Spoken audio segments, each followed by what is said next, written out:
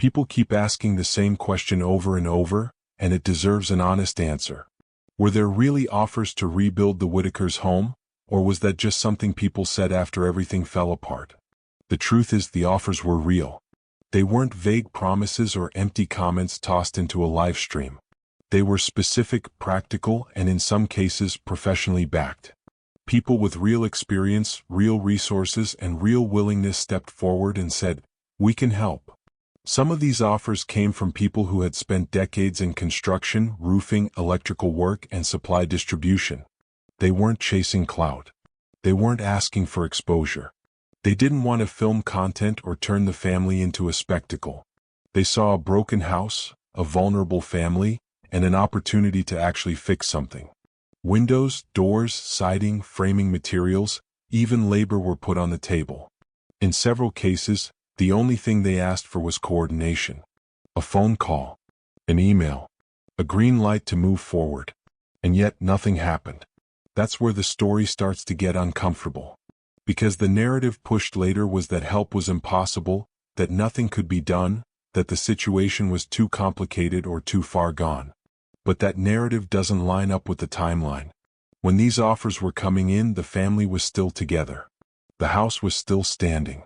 The crisis hadn't reached the point of state intervention yet. This was the window where action could have changed everything.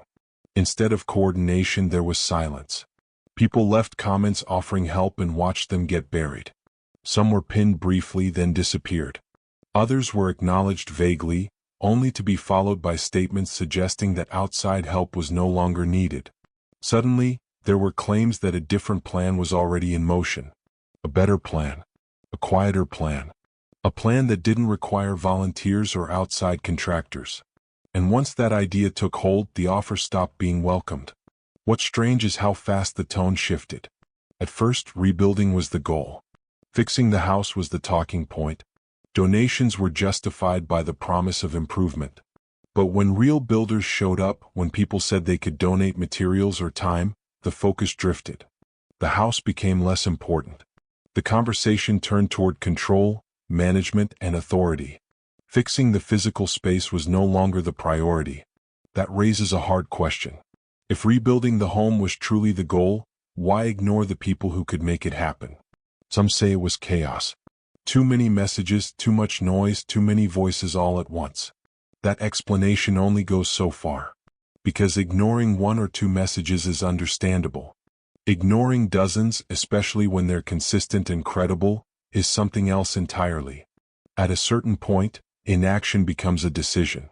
Others believe the offers didn't fit a particular narrative. A rebuilt home changes the story. It removes urgency. It removes the justification for drastic measures.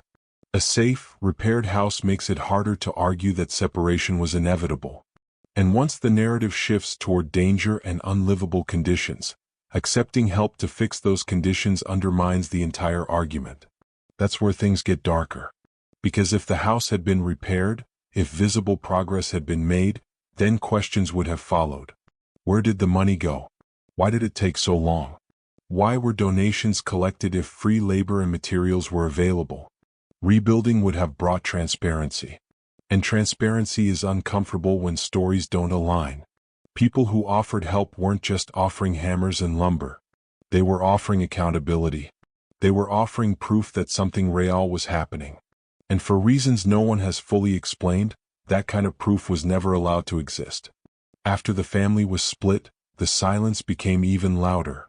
You would think that once everything fell apart, once the house was empty and the family scattered, those offers would finally be accepted. That someone would reach back out and say, "Are you still willing?" But that never happened either. Not a single coordinated effort to revisit those offers. Not one public attempt to say, "Let's fix what we can." Instead, the story moved on. The family lost their home. Betty lost decades of memories. The public was told it was tragic but unavoidable.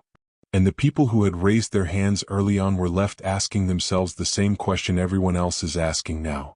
Why were we ignored? This isn't about blaming one person or turning everything into a villain story. It's about recognizing a pattern. Help was available. Help was offered.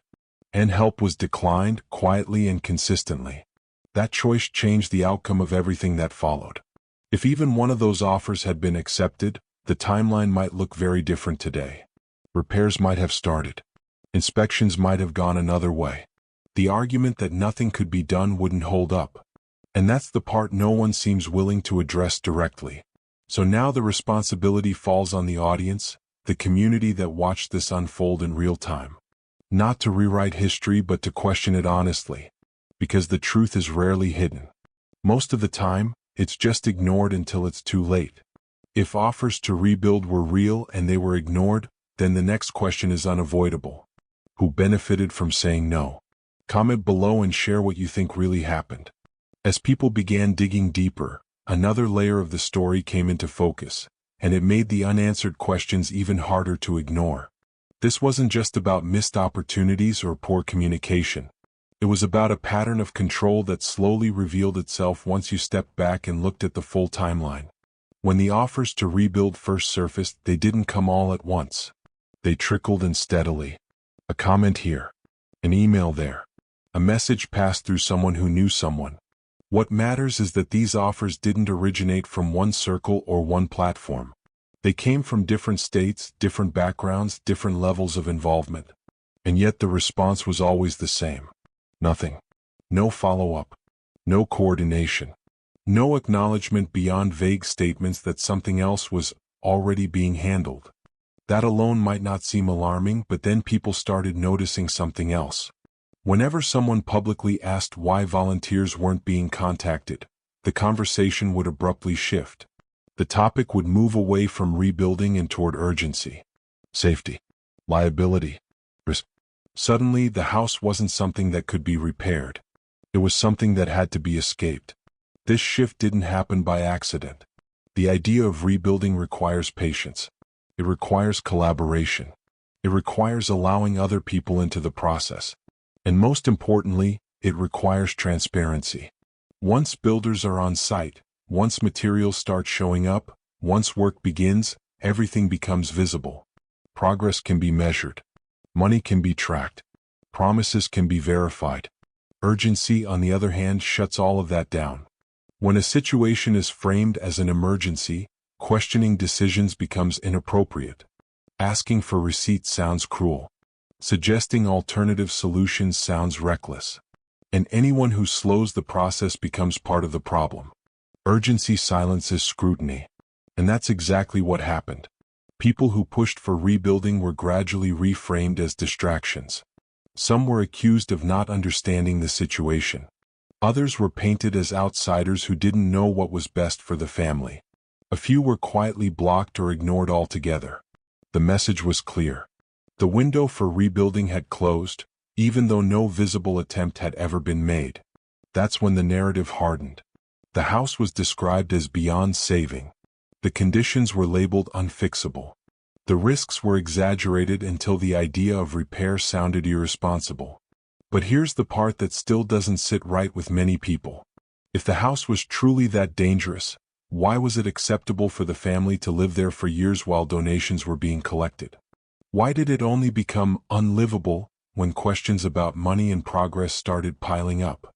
That contradiction is impossible to ignore. Those who offered help didn't just disappear.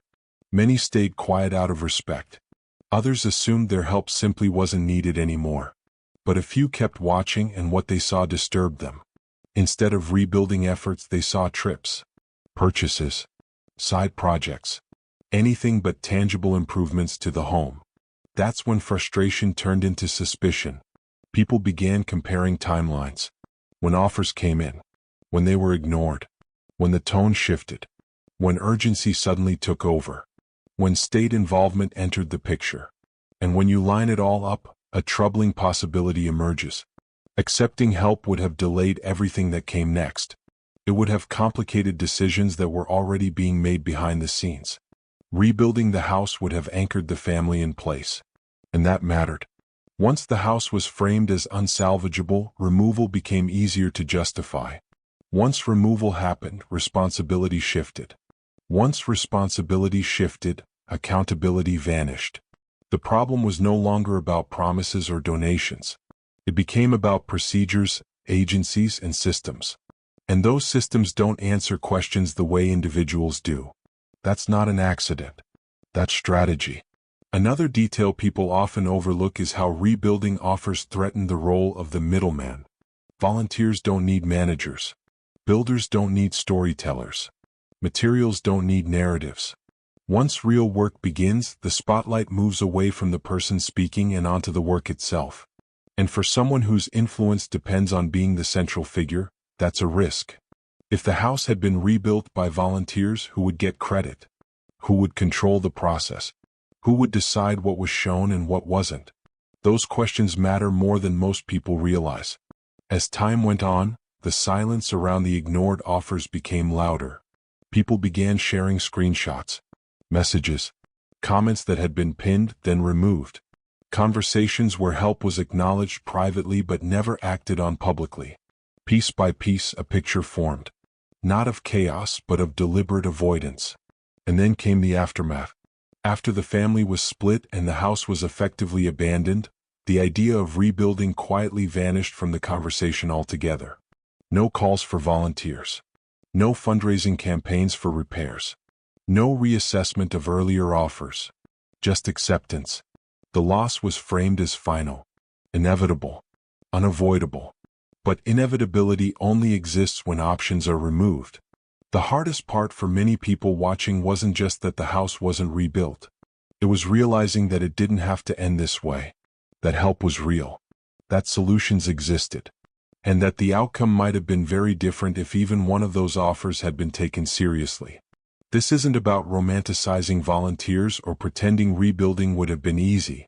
It would have been messy. It would have taken time. It would have required trust. And that's exactly why it mattered. Because trust is the one thing that never seemed to be on the table. Instead, decisions were made in isolation. Narratives were shaped carefully. And when everything finally collapsed, the explanation was already prepared. There was nothing we could do.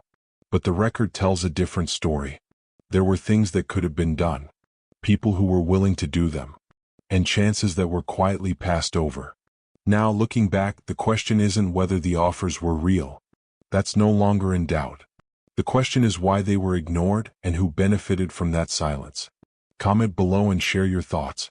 As the dust settled and people began replaying everything in their minds, the focus shifted from what didn't happen to who made sure it didn't happen. Because by this point, it was no longer believable that the offers to rebuild were simply overlooked. Too many people had spoken up. Too many messages had been sent.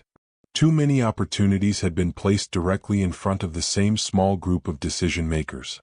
What emerged instead was a pattern of gatekeeping. Anyone who wanted to help had to go through one channel, one voice, one narrative. There was no public list of volunteers. No transparent plan. No open coordination. Everything filtered through a single point of control. And when you centralize control like that, you also centralize power. That's where things started to feel uncomfortable for a lot of observers. Because the Whitakers weren't the ones declining help. They weren't fielding emails. They weren't evaluating construction plans or material donations. Those decisions were being made for them, often without their visible involvement at all. When asked directly, family members gave vague answers. They repeated phrases they'd heard before. It's being handled.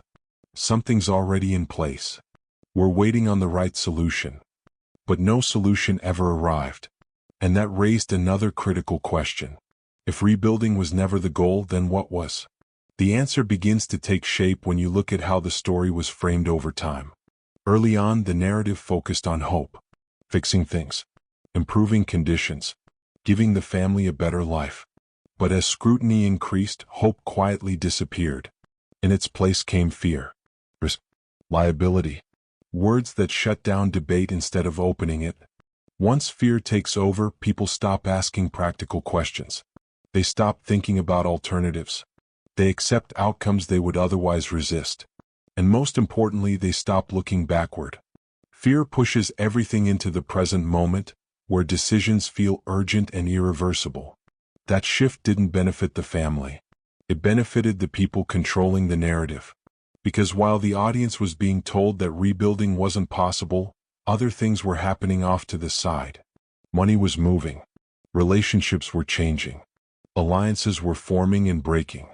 And all of it happened without the transparency that rebuilding would have required. Think about what a rebuild would have meant in practice. Contractors showing up. Materials delivered. Photos of progress. Timelines. Receipts. Each of those things creates a paper trail.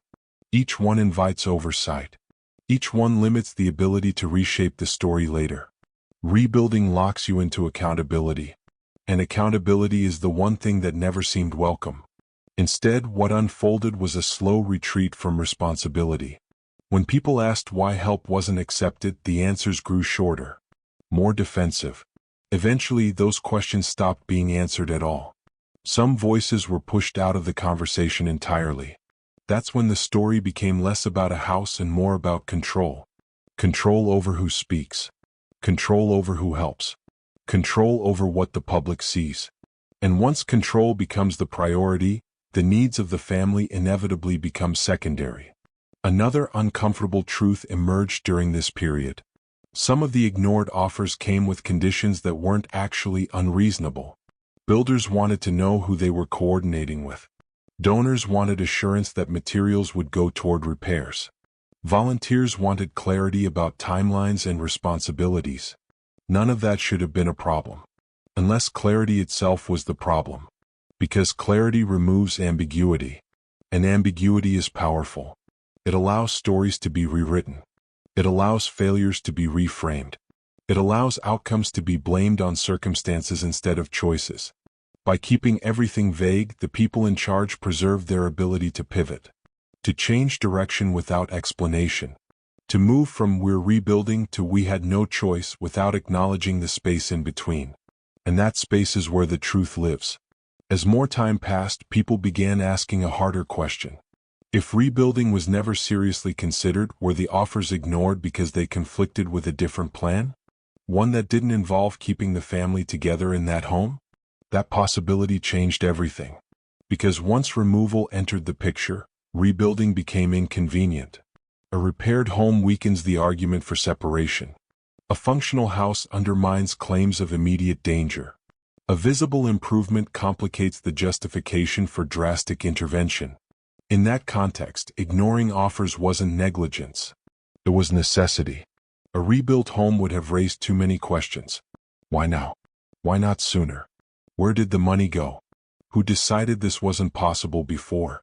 And those are questions no one seemed eager to answer. So instead, the house was allowed to remain exactly as it was. Not improved. Not repaired. Not stabilized. Frozen in time. A static image that could later be used as evidence of failure.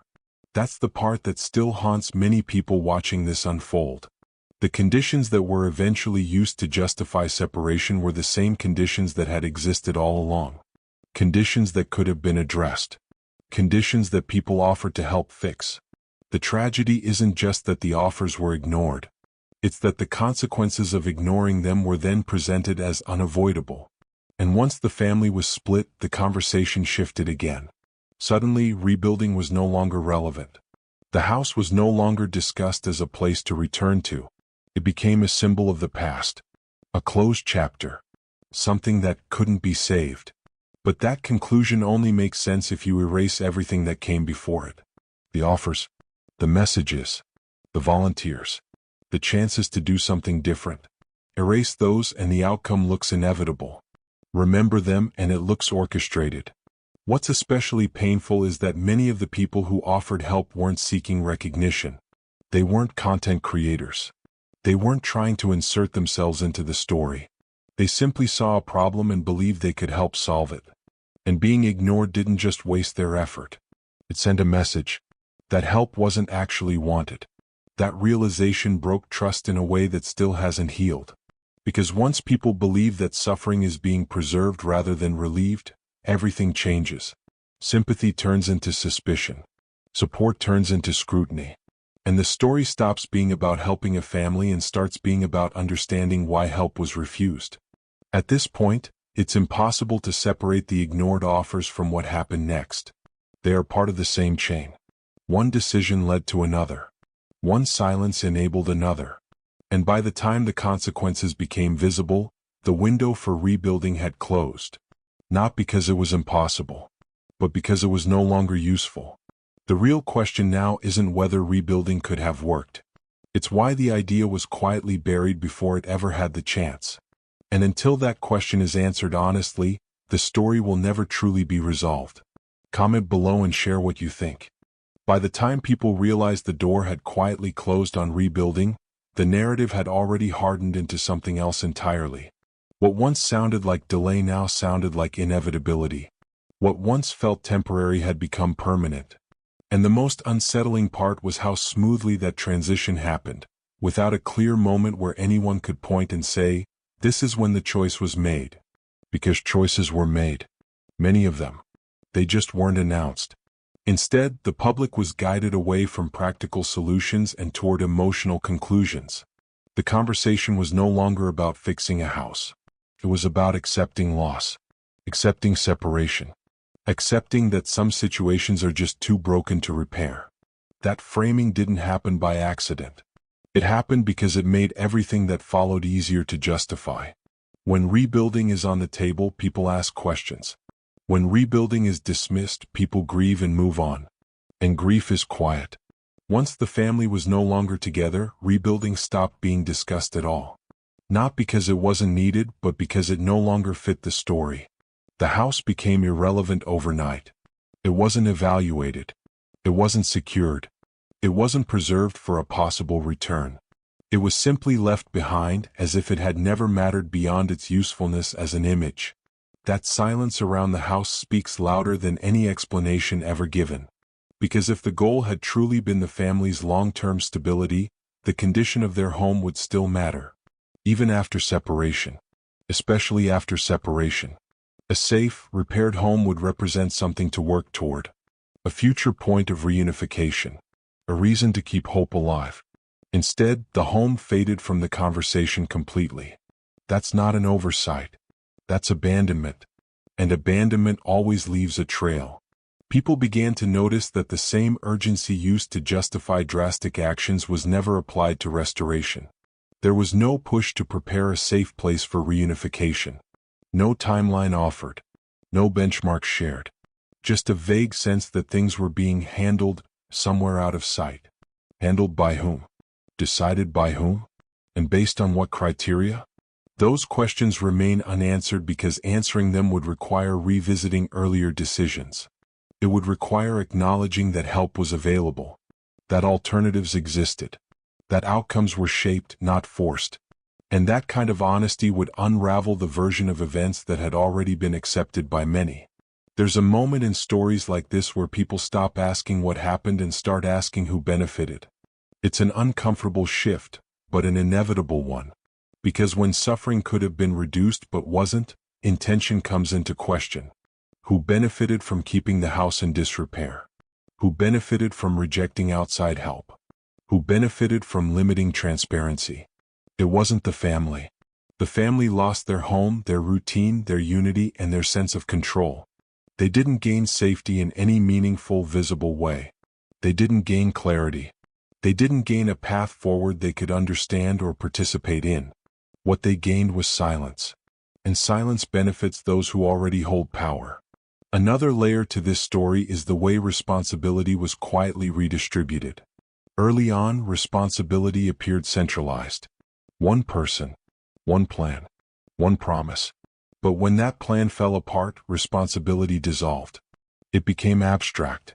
The situation, the system, the circumstances. When responsibility belongs to everyone, it belongs to no one. That diffusion allowed people to step back without answering for their roles. It allowed decision-makers to disappear into the background while outcomes unfolded. And it allowed the public to be told that what happened was unfortunate but unavoidable. Yet, unavoidable is a word that only works if you erase the evidence of alternatives.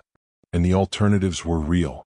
They came in the form of emails offering materials, messages offering labor, people offering coordination, professionals offering expertise. Those offers weren't imaginary. They weren't speculative.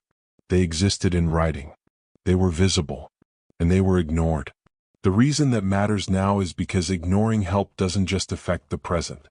It reshapes the future. Once help is rejected enough times, it stops coming. People learn that their efforts aren't welcome. They step back. They disengage. And then, when no one is left offering assistance, it becomes easier to say, "No one stepped up." That rewriting of history is subtle but powerful. It turns deliberate exclusion into apparent abandonment. It turns gatekeeping into isolation. It turns control into inevitability. And that is how narratives are protected. What remains unresolved is whether the family was ever truly consulted in these decisions. Not informed. Consulted. There's a difference. Being told what's happening is not the same as being given a voice in what happens next. And throughout this entire process, the family's own agency appears to have been minimized. They didn't decline help publicly. They didn't reject rebuilding themselves. They didn't explain why offers weren't accepted. Those choices were made around them, not by them. That alone should trouble anyone who cares about ethical intervention. Because helping someone doesn't mean deciding for them. It means empowering them to decide. It means expanding options, not narrowing them. It means increasing transparency, not controlling information. What happened here looks like the opposite. As time goes on, the consequences of those early ignored offers become clearer. Not just materially but psychologically.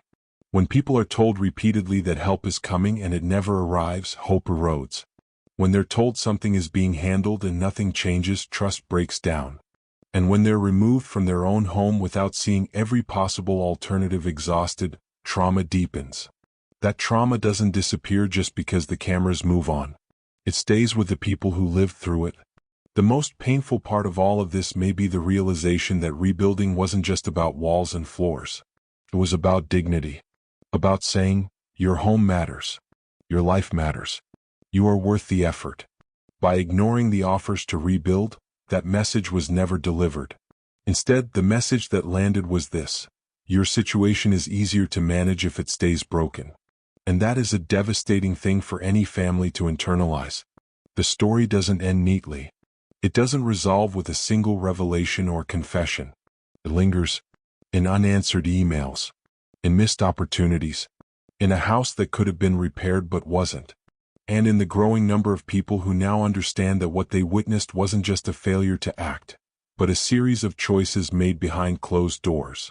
Choices that shaped outcomes. Choices that redirected sympathy.